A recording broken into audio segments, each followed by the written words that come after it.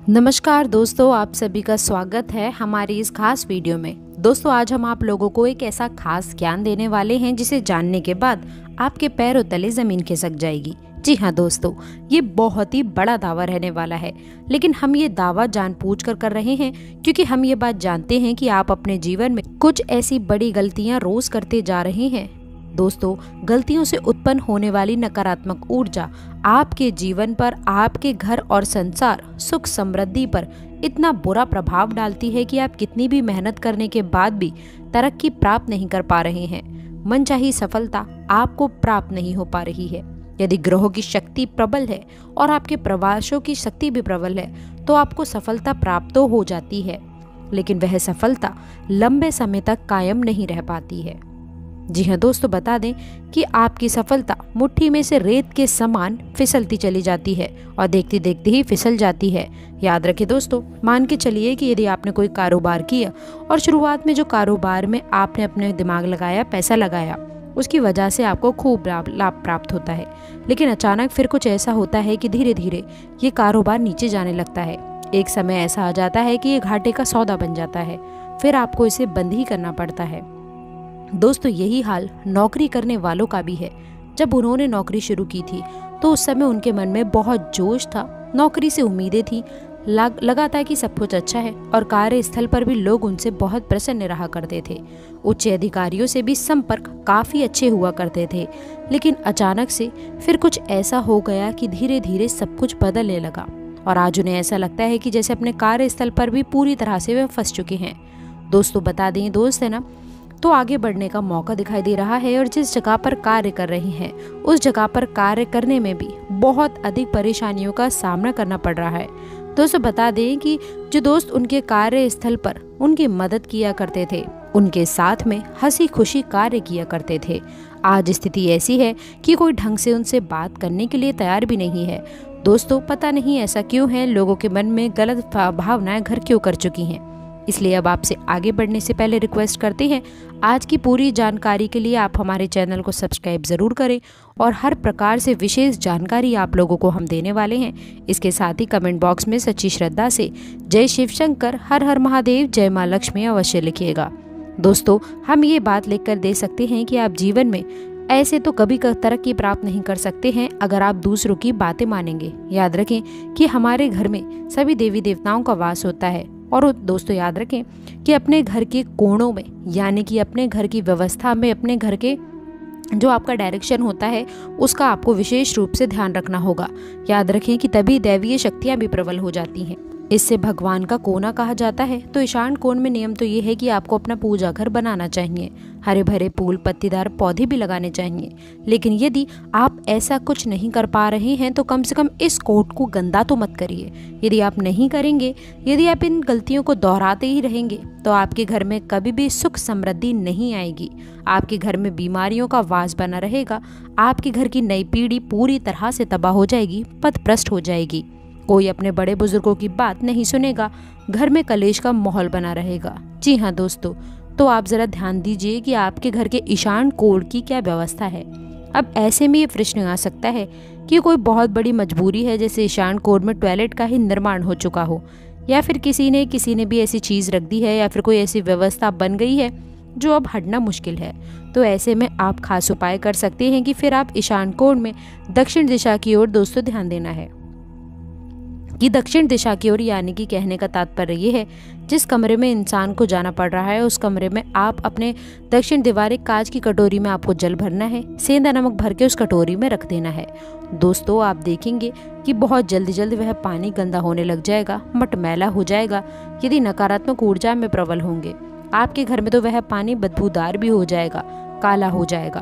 तो आप उसे बदलते रहें दोस्तों, उसमें नया पानी भरता रहें, वह नकारात्मक ऊर्जा को सोखता रहेगा। इससे आपके घर में सकारात्मक ऊर्जा प्रबल होती चली जाएगी। दोस्तों, उम्मीद है आपने इस उपाय को समझा होगा। वैसे हम आपसे यही कहेंगे कि आप अपने घर के ईशान कोण के ऊपर कार्य करें और उसे जितना हो सके उतना खाली रखें, ये ज़्यादा बेहतर रहेगा। जी हाँ दोस्तों, अब दूसरी गलती, जिस घर में स्त्री और पुरुष दोनों सूर्योदय के बाद जागते हैं, जिन्हें दोस्तों ध्यान देना होगा कि आपको सूर्योदय से पहले जागना है और महिलाएं बिना नहाए धोए घर के किचन में चली जाती हैं उस घर में कभी भी तरक्की नहीं हो सकती है। अब इसका मुख्य कारण क्या है? इसका मुख्य कारण ये है कि सूर्य भगवान इस संसार को जगाने का कार्य करते हैं। आपने देखा होगा कि जैसे ही सूर्य उदय होने को होता है, इंसान तो जागे या ना जागे, लेकिन अन्य जीव जंतु जो अंदर भगवान का जिनके वास माना गया है, जो जीव जंतुओं में आत्मा बात कर रही है, फिर परमात्मा का ही एक स्वरूप है, अंश है। तो अब आप अपने दरवाजे का एक नियम बनाएं कि आपके घर के दरवाजे से कोई भी खाली हाथ वापस नहीं जाएगा। जब भी कोई याचक आए, आप अपने सामर्थ्य के अनुसार, क्षमता के अनुसार उसे उतना सम्मान में कुछ न कुछ अवश्य दें। कोई भिखारी आया है, उसका भी अपमान भूल करके भी ना करें। यदि भिखारी महिला के स्वरूप में आया है, तब तो आप उसे विशेष सम्मान की आवश्यकता है। उसे आप अपनी क्षमता के अनुसार कुछ भी आप खाने पीने के लिए दे सकते हैं, वस्त्र इत्यादि, या फिर थोड़े बहुत रुपए पैसे भी आप दे सकते हैं, लेकिन उसका अपमान भूल करके भी ना करें। दोस्तों, हो सकता है कि कोई दैवीय शक्ति हो जो आपकी परीक्षा लेना चाहती हो।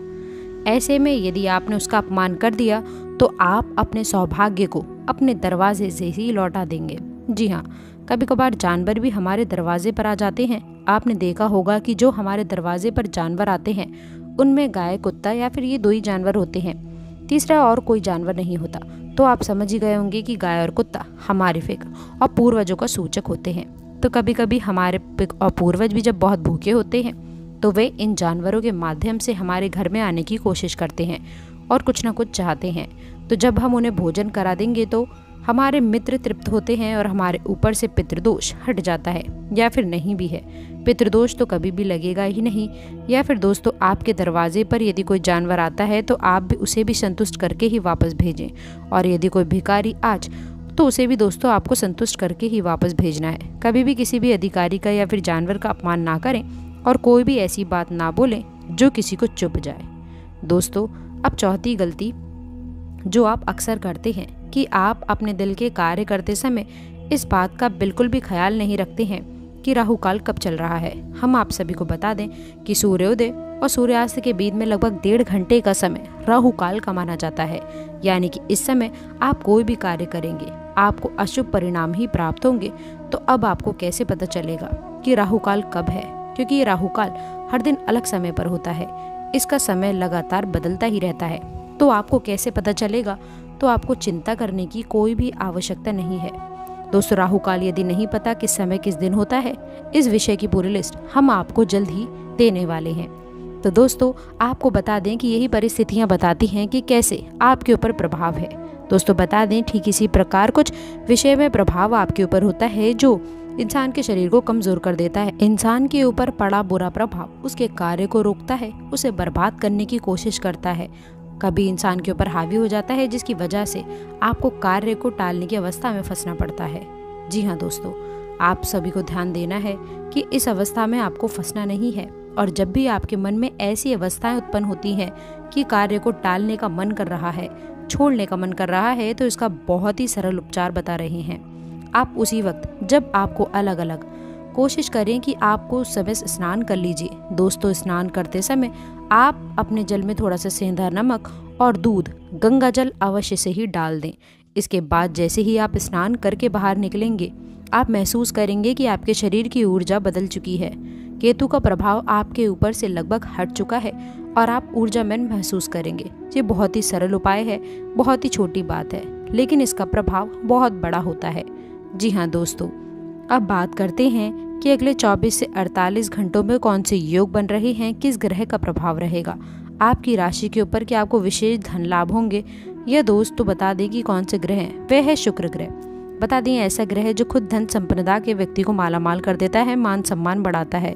शुक्र को भोर का तारा कहा जाता है और ये अत्यंत चमकीला होता है, तो मानव के जीवन में भी ये अत्यंत चमक को शामिल कर देता है। इसके लिए मानव हो कुछ प्रयास करने आवश्यक हैं। आप सोचें कि आप घर में ऐसे ही लेटे रहें और आपको जीवन में सुख समृद्धि हासिल हो जाए, इस चमक की चमक दोस्तों आपके जीवन में शामिल हो जाए, ये तो संभव नहीं है।